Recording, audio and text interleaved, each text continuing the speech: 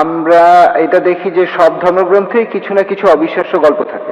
যেমন ধরেন, কোরআনে আছে যে আবাবিল পাখিরা যুদ্ধক্ষেত্রে শত্রুদের উপরে পাথর ফেলছে, আর এইসব গল্প, এই গল্পগুলো বিশ্বাস করা বেশ শক্ত। এটা আমার প্রথম প্রশ্ন। ভাই, আপনি প্রশ্ন করলেন কোরআনের কিছু কথা যেন পাখি উপর থেকে পাথর ফেলছে, সূরা ফিলের কথা। সূরা ফিলের 1 থেকে 5 নম্বর আয়াত। এরকম আরো অনেক আয়াত আছে। কোরআন বলছে শাক্কুল কামার, নবীজি মুহাম্মদ সাল্লাল্লাহু আলাইহি ওয়াসাল্লাম চাঁদকে 2 ভাগ করেছিলেন, মুসা আলাইহিস সালাম সাগরকে 2 ভাগ করেছিলেন। এগুলো কঠিন কাজ, হ্যাঁ, এগুলোকে বলে অলৌকিক। অলৌকিক কাজ হলো সেগুলো যেগুলোর কোনো ব্যাখ্যা মানুষ দিতে পারে না।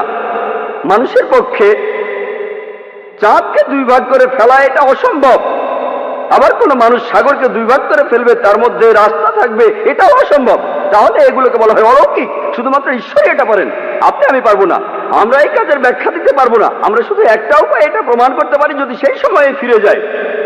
এখানে বর্তমান থেকে আমরা অতীতে যেতে পারবো না। 3000 বা 4000 বছর আগে গিয়ে আমরা দেখতে পারবো না মুসা আলাইহিস সালাম সাগরকে ভাগ করেছিলেন কিনা। তাহলে কি করব? এই অলৌকিকগুলো আমরা অতীতে গিয়ে পরীক্ষা করতে পারছি না। কিন্তু পবিত্র কোরআনে এমন অনেক কথাই আছে যেগুলো এখন সত্যি প্রমাণিত হয়েছে। যেমন ধরুন, কোরআন বলছে বিজ্ঞান নিয়ে কথা, বিগ ব্যাং সম্পর্কে। কোরআন বলছে চাঁদের আলো তার নিজস্ব আলো নয়। কোরআন বলছে পৃথিবী বর্তুলাকার। কোরআন বলছে সূর্য প্রদক্ষিণ করে। 1400 বছর আগে মানুষ ভাবতো এগুলো কোন ধরনের কথা? চাঁদের নিজের কোনো আলো নেই, পৃথিবী বর্তুলাকার, এগুলো কি সত্যি? এগুলো বিগ ব্যাং এর কথা? এখন বিজ্ঞান অনেক উন্নত হয়েছে, এখন আমরা জানি সবই সত্যি।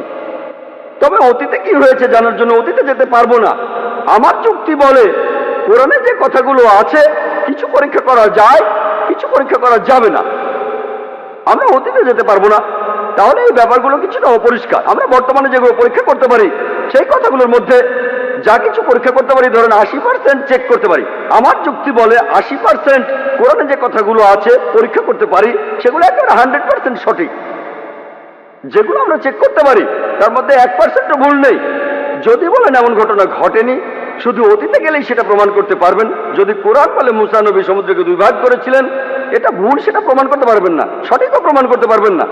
অতীতে যেতে পারবেন না। আমরা 3-4 হাজার বছর আগে ফিরে যেতে পারি না। তাহলে যদি যুক্তি দিয়ে বলতে পারি এই ব্যাপারটা সত্যি হতে পারে, নাও হতে পারে, সত্যি হতে পারে, নাও হতে পারে। পাখিগুলো হয় পাথর ফেলেছিল, না হয় ফেলেনি, ঠিক?